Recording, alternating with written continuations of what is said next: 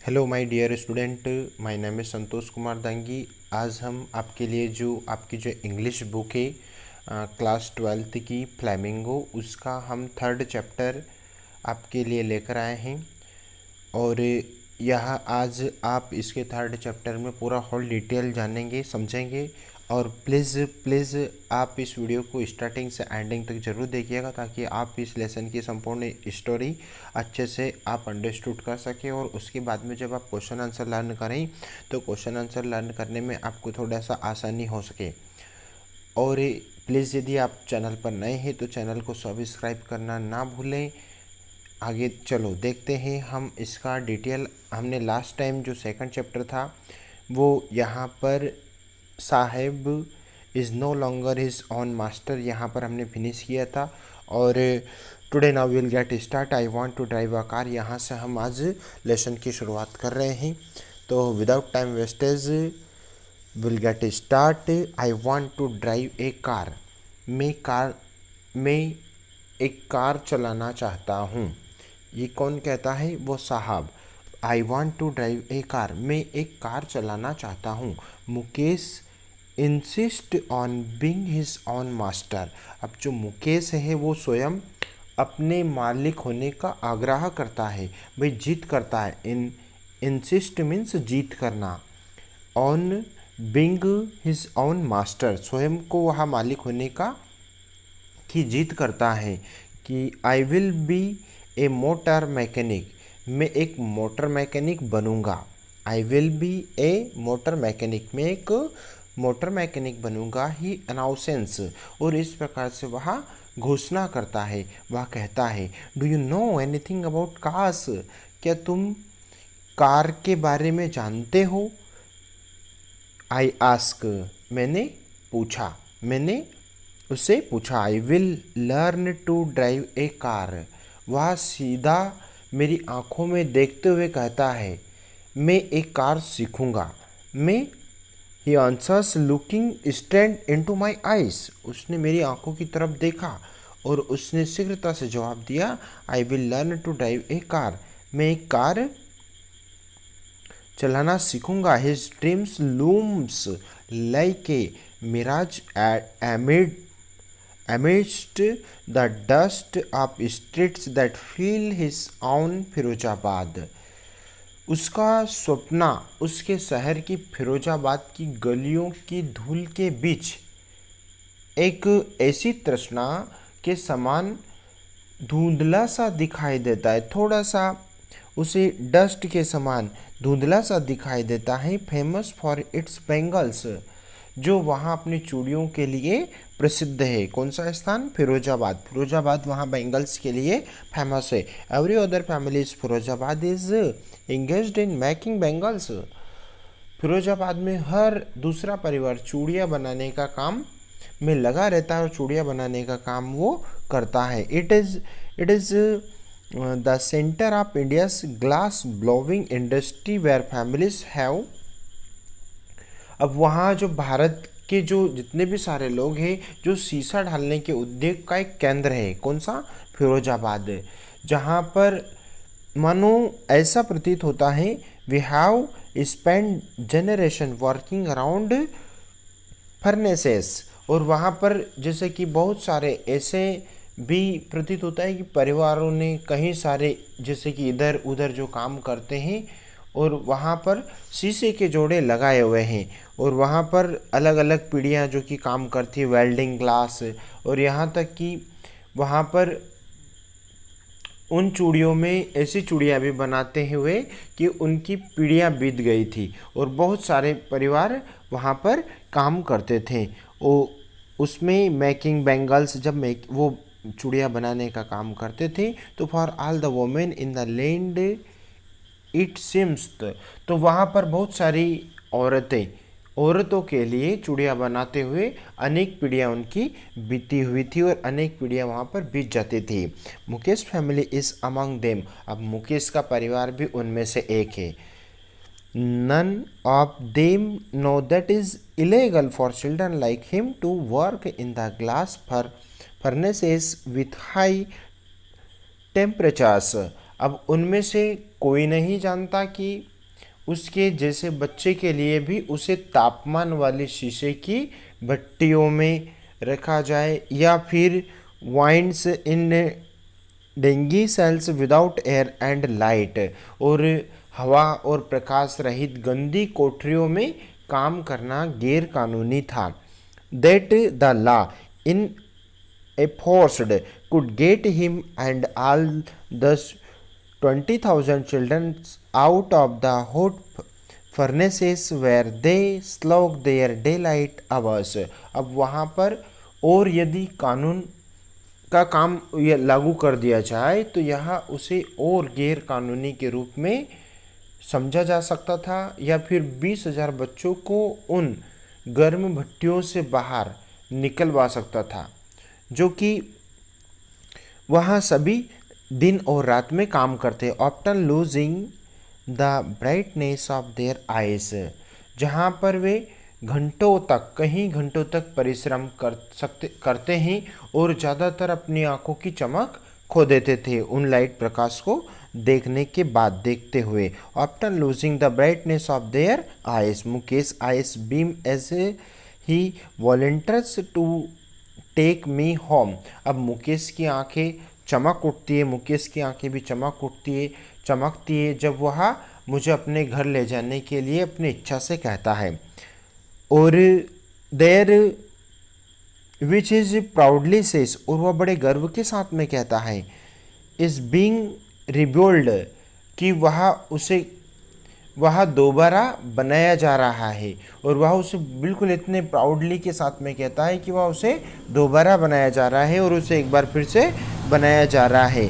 We walk down stinking lanes choked with garbage, इन दुर्गंध वाली गलियों से जो जा रहे थे, कूड़ा कचरा आदि से भरे हुए थे, बिल्कुल गंदे कूड़े कचरे से fill up the past homes that remain hovels with crumbling wall, ऐसे घरों के पास से जो कि टूट करके बिल्कुल नीचे गिर रही थी, जिनके दीवारों के कारण और जिनमें के ऊपर छप्पर भी नहीं थे, आधे इस प्रकार के घर नीचे गिरे थे। Stops at the door of one such house, अब जहाँ पर वह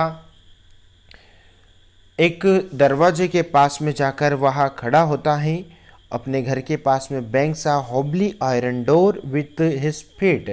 अब वहाँ पर की जो दरवाजे की जो स्थिति थी वो बिल्कुल उस खिड़की के पास में जो अपने कदम बसाए हुए था, एंड पुशेस इट ओपन, जहाँ पर भी बिल्कुल भी दरवाजे तक नहीं थे, बिल्कुल खुले पड़े हुए थे, ढीले ढाले दरवाजे थे, जिनमें we enter a half-built shack in the part of it that thatched with dead grass, और उनमें खिड़कियां भी नहीं थी। इस प्रकार का वहाँ पर इतना माहौल था जहाँ पर भी अनेक सारे परिवार जहाँ पर विद्यमान रहते थे और निवास करते थे।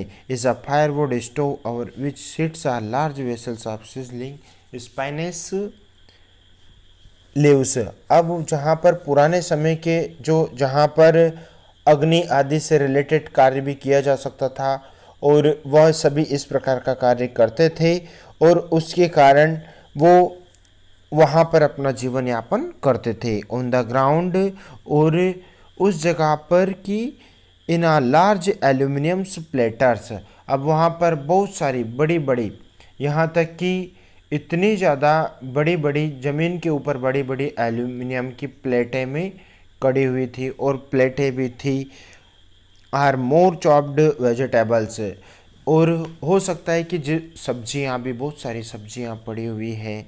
आ frail young women is cooking the evening meal for the whole family, एक कमज़ोर सी युवती पूरे परिवार के लिए शाम का भोजन बना रही है, पूरे परिवार का वह पालन पोषण कर रही है। Through eyes filled with smoke she smiles, धुएं से भरी आंखों में से वह मुस्कुरा देती है, और वह मुस्कुराने के पास बाद में ऐसा लगता है कि she is a wife of Mukesh elder brother, वह मुकेश के बड़े भाई की पत्नी है। Not much older in years, आयु में ज़्यादा बड़ी ना होते हुए भी she has begun to command respect as the bahu, वह परिवार में एक बहू के रूप में काम कर रही थी और बहू के रूप में अपने सारे परिवार का पालन पोषण वह कर रही थी।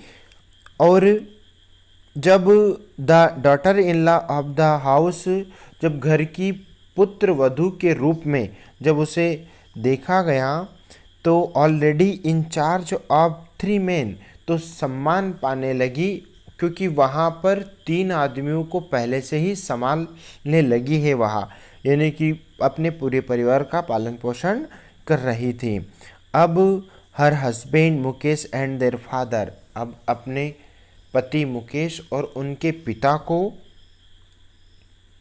When the older man interest, जो अब वह उम्र में बड़ा व्यक्ति और प्रवेश करता है, उस she gently withdraw behind the broken wall, अब उनके पीछे की एक धीमे से टूटी फूटी जो दीवार के पीछे चली जाती हैं, जो कि टूटी फूटी दीवार थी, closer and brings her well closer to her face, और अपना घूंघट अपने चेहरे के और नज़दीक ले आती है। वेल मीन्स घूंघट आगे सामने लाना, अपने चेहरे के सामने कपड़ा दी, बिफोर मेल एल्डर्स, क्योंकि वहाँ पर एक उनका यहाँ तक कि हो सकता है जिसे हम एक रीति रिवाज भी कह सकते हैं, miss despite long years of hard labour, और वहाँ भाई उन सभी के सामने बहुत ही कठिन परिश्रम करती थी और उसे कई वर्षों से वह लेबर का काम करती थी। First as a trailer then a bangle maker, और यहाँ तक कि वहाँ उनके बीच में चूड़ियाँ बनाने वाले काम भी बहुत ही आसानी के साथ में बहुत अच्छे से वह लंबे समय से करती आ रही थी। He has failed to renovate a house and his 2 sons to school, और यहाँ तक कि उसके जो 2 बच्चे थे वो स्कूल बिल्कुल स्कूल जाया करते थे और स्कूल जाने के लिए रेडी होते थे। All he has managed to do is teach them what knows,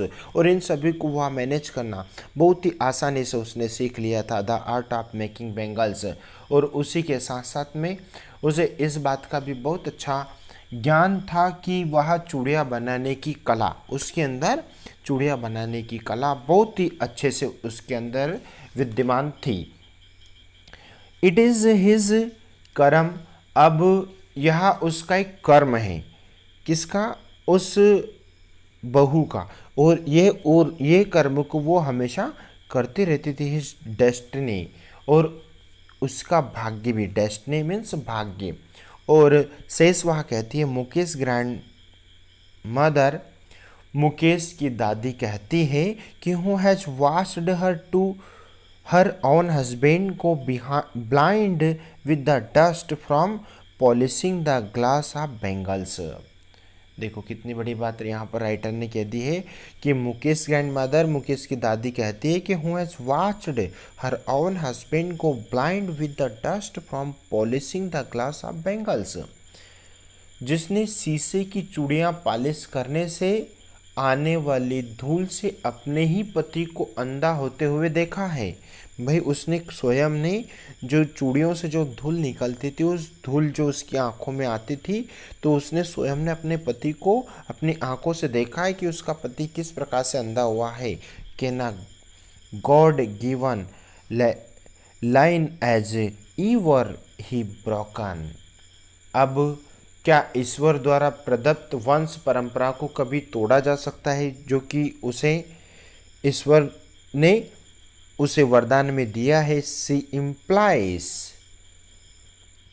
और वह अर्थ के रूप में बताती है, थोड़ा सा रिप्लाई करती है कि born in the caste of bangle makers, चूड़ियाँ बनाने वाली जाति में पैदा होने के कारण उन्होंने चूड़ियों के अलावा और कुछ भी नहीं देखा है। भाई सिर्फ उनका काम है in the house in the yard, सिर्फ अपने घर में चूड़ियाँ बनाना, अपने इन एवरी अदर हाउस, और दूसरे घर से भी उन्होंने इसी प्रकार की शिक्षा ली थी। एवरी अदर यार्ड, और प्रत्येक, यहाँ तक कि प्रत्येक घर में, यहाँ तक कि घर के अंदर आंगन में, हर एक के घर के अंदर, हर एक के आंगन में उसने सिर्फ यही सीखा था। एवरी स्ट्रीट इन फिरोजाबाद, और फिरोजाबाद की हर गली के अंदर उन्होंने चूड़ियाँ बनाने का जो काम, अपने अंदर जो हुनर उन्होंने पा रखा था। स्पाइरल्स ऑफ बेंगल्स, और उन्हें जहाँ तक कि चूड़ियाँ जो कि छल्ले, चमकीले, सुनहरी, चमकने वाली चूड़ियाँ वो बनाने का काम करती थी। सनी गोल्ड, और हो सकता है कि वह बिल्कुल एक गोल्ड जैसे चमकीले, धूप जैसे चमकीले, सोने के समान पैडी ग्रीन, और हल्का सा जो नीला कलर की, या रॉयल ब्लू, या फिर गुलाबी कलर की, बैगनी कलर की, pink, purple, every colour born out of the 7 colour of the rainbow. जिस प्रकार से इंद्रधनुष के रंगों से पैदा होने वाले प्रत्येक रंग के ढेरों के ढेर अस्त व्यस्त आंगन में पड़े होते हैं, उसी प्रकार से वह 7 कलरों में वह चूड़ियाँ बनाने का काम करती थी। लाई इन माउंट्स इन अनकैम्प्ड यार्ड्स। अब यहाँ तक कि उसका जो एक 4 पहिए वाला एक ठेला होता है, जिसको are piled on the 4 wheels wheeled hand carts, एक 4 पहिए वाला हाथ से थकाने वाला ठेला के ऊपर ढेर लगे पड़े होते हैं, बहुत सारे ढेर उसके ऊपर दिखाई देते हैं। Pushed by young man along the narrow lanes of the shanty town. अब इन झोपड़ियाँ वाली बस्तियों की जो कहानियाँ जो सुनने में आती थी, वो गलियों के युवा पुरुष धकेल कर ले जाते थे, उसे आगे बढ़ाते थे। And the dark hutments next to lines of the flames of flickering oil lamps. अब जितने भी सारी ये झुग्गी झोपड़ियों में जो आदि काम सारे लोग अंधेर झोपड़ियों में तेल में जलने वाली या टिमटिमाती हुई दीपों की ज्वाला वाली पंक्तियों के बगल में बहुत सारे लड़के खड़े होते हैं, और लड़के लड़कियां अपने माता पिता के साथ बैठे हुए रहते हैं। देयर आइस, और sit boys and girls with their fathers and mothers, बहुत सारे लड़के लड़कियां अपने माता पिता के पास में बैठे हुए रहते हैं। Welding piece of the coloured glass into circle of bangles, और कहीं अलग अलग प्रकार की चूड़ियाँ बनाते हुए, अलग अलग रंगों की चूड़ियाँ जो कि चक्रदार चूड़ियों के छल्ले के समान जो कि वो जोड़ लगाते हुए दिखते हैं। Their eyes are the more adjusted to the dark than to the light outside, और उनकी आंखें बाहर वाले प्रकाश की अपेक्षा अंधेरों की अधिक अभ्यस्ता हो चुकी थी। वो अंधेरे में बहुत ही अधिक ज़्यादा समय व्यतीत करते थे। That is why they often and up losing their eyesight before they become adults.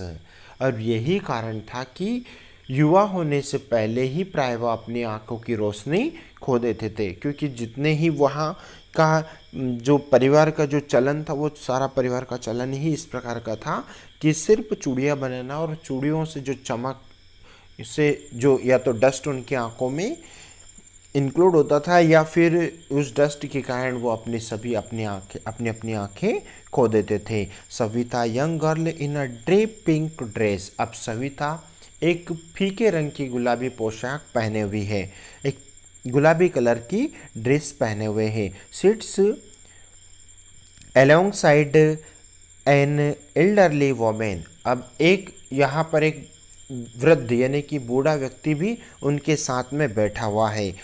Soldering piece of glass, जो कि शीशे के टुकड़ों को जोड़ती है।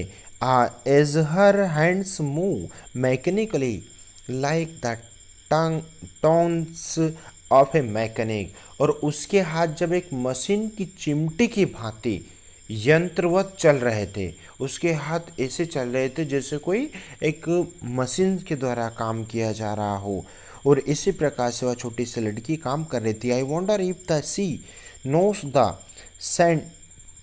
Sensitivity of the bangles she helps make, जो कि सोचने लग जाती है कि क्या उसने उसे भी उन चूड़ियों की पवित्रता के बारे में पता है कि किस प्रकार से ये अच्छी हो सकती है और इसे किस प्रकार से इनको डेकोरेट किया जा सके। It symbolizes an Indian women's सुहाग, जो कि इसी प्रकार का वो कार्य करने में वह मदद कर रही थी। यह एक भारतीय औरत के सुहाग का प्रतीक है। क्या? चूड़ियाँ। एस्पिसियसनेस इन मैरिज, और विवाह में शुभ मंगल होने का प्रतीक है। It will down on her suddenly one day when her head is draped with a red veil। अब यह बात उसे एक दिन अचानक समझ में आ गई कि किस प्रकार से कैसे वह उसको इस प्रकार में समझ में आ गई थी कि अचानक इस बात को वो समझ लेती है जब उसके सिर को एक लाल घूंघट से ढक दिया जाएगा। एंड और आगे देखते हैं कि has dyed red, her hands dyed red the hen and henna and red bangles rolled into her wrist. और उसकी हो सकता है कि उसकी जो कलाई यहाँ हैं उस कलाइयों हाथों की मेहंदी से रंग दिया जाएगा या लाल कलर की चूड़ियों से उसकी कलाइयों में चढ़ा दी जाएगी और उसकी कलाइयों में उन चूड़ियों को पहना दिया जाएगा। She will then become a bride, तब वह एक दुल्हन बन जाएगी, वो ब्राइड बन जाएगी। लाइक ब्राइड मीन्स दुल्हन, like the old women beside her who become one many years ago. अब उसके पास बैठी हुई बूढ़ी औरत की भांति जो अनेक वर्ष से पहले से ही ऐसे बनी हुई थी, एक मानो इससे पहले का ही वर्ष पुरानी उसके पास में बैठी हुई थी। She still has bangles on her wrist, उसकी कलाई पर भी अब भी चूड़ियाँ हैं। किसकी कलाई पे? जो एक ओल्ड वोमेन उसके पास में बैठी हुई थी उसकी कलाई में। She still has bangles on her wrist but no light in her eyes, किंतु उसकी आंखों में चमक नहीं थी। एक वक्त शेर भर खाना भी नहीं खाया। सी सेस, उसने कहा, एक वक्त भी पेट भर खाना नहीं खाया। किसने? उस छोटी सी लड़की ने कहा। She says in voice drained of joy, वह ऐसी आवाज़ में कहती है जिससे खुशी पूरी तरह से निकाल ली गई हो, उसकी खुशी बिल्कुल पूर्णता रूप से छिन्न भिन्न हो गई है। She has not enjoyed even one full meal in her entire life time, और यहाँ तक कि उसने पूरे जीवन भर में एक बार भी पेट भर के खाना खाने का आनंद उसने कभी भी नहीं लिया। That's what she has reaped, और यही फल है कि जो उसे प्राप्त हुआ है इस प्रकार से काम करने का। और वह दिन रात सिर्फ अपने काम में ही लगी रहती थी। हर हस्बैंड, और उसका पति, एन ओल्ड मैन, और एक वृद्ध आदमी विद द फ्लोइंग बियर्ड से, और एक लंबी सी दाढ़ी वाला वृद्ध आदमी से ही सेस कहता, I know nothing accept bangles, मैं चूड़ियों के अलावा कुछ भी नहीं जानता हूँ, मैं सिर्फ चूड़ियों के बारे में ही जानकारी रखता हूँ, इसके अलावा मुझे कुछ भी, इनके सिवाय में मुझे कुछ भी जानकारी नहीं है। All I have done is make a house for the family to live in. अब उसका जो जितना भी सारा परिवार था, सिर्फ केवल एक ही काम को जो मैंने किया है वो यह है कि परिवार के रहने के लिए एक मकान बना दिया है, सिर्फ इसके अलावा हमने कुछ भी काम नहीं किया है।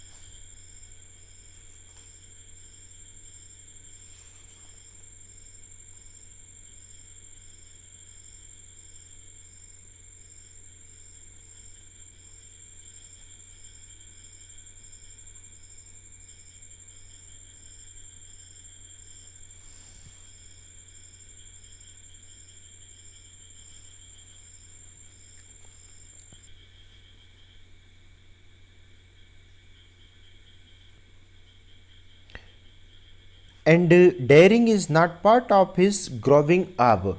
अब उसका साहस जो है उसके बड़े होने का हिस्सा नहीं है। व्हेन जब I sense a flash of it is Mukesh, जब मैं उस एक प्रकाश के रूप में मुकेश में जो मैं पाती हूँ या मुकेश में जो मैंने प्रकाश देखा है, आई एम चीयर्ड, तो मैं बिल्कुल प्रसन्न होती हूँ। I want to be a motor mechanic, क्योंकि मैं एक मोटर मैकेनिक बनना चाहता हूँ। जिसने इस प्रकार की बात कही थी, ही रिपीट्स, जो कि वह वापस दोहराता है, he will go to a garbage and learn, जो कि वह एक गैराज में जाएगा और सीखेगा। वह गैरेज में जाएगा और इस प्रकार का काम वो सीखेगा। But the garage is a long way from his home, किंतु जो गैरेज था वो उसके घर से थोड़ा सा बहुत दूर था, थोड़ा दूर था। आई विल वॉक, मैं चलकर जाऊंगा। ही इंसिस्ट, वह आग्रह करता है, वह इंसिस्ट करता है कि do you also dream of flying a plane, क्या तुम एक जहाज उड़ाने का सपना देखते हो कि किस प्रकार से जहाज उड़ाया जाता है। ही सडनली साइलेंट, और वह अचानक चुप हो जाता है, बिल्कुल शांत हो जाता है। नो, नहीं। ही से, वह कहता है, स्टारिंग एट द ग्राउंड, मैदान की ओर देखते रहता है और कहता है, in is small murmur there is in a embarrassment that he has not yet turned into regret। उसके धीमे शब्द में इतना उलझा हुआ था मानो पछतावे में बिल्कुल भी नहीं उसका पछतावा बदल रहा था, वो पछतावे में बिल्कुल फंसा हुआ था और वह कुछ भी कहने में असफल हो रहा था, वह कुछ भी कहने लायक नहीं लग रहा था। He is content of dream of cars, और वह कारों के सपनों से संतुष्ट है। वह इस प्रकार का सपना उसने देखा था, that he sees her leading down the streets of his town, और वह जो अपना जो इधर उधर जो नगर में इधर उधर जो दौड़ लगाता था या दौड़ती थी, वहाँ यहाँ तक कि इन सभी वह उसके लिए एक उलझन सा, पछतावा सा, एक सपना सा बन चुका था। Few airplanes fly over Firozabad, और फिरोजाबाद पर कुछ ही हवाई जहाज उड़ते हैं। और इस प्रकार से माय डियर स्टूडेंट, आज आपका ये थर्ड चैप्टर फिनिश यहाँ पर फिनिश होता है। बट मेरा आपसे अगेन रिक्वेस्ट है कि यदि आप चैनल पर नए हैं तो हमारे इस चैनल को सब्सक्राइब करना ना भूलें, क्योंकि माय डियर स्टूडेंट प्रत्येक वीडियोस में बहुत ही ज़्यादा हमें हार्ड वर्क करना होता है, तब जाकर हम आप तक ये डिटेल पहुंचाते हैं।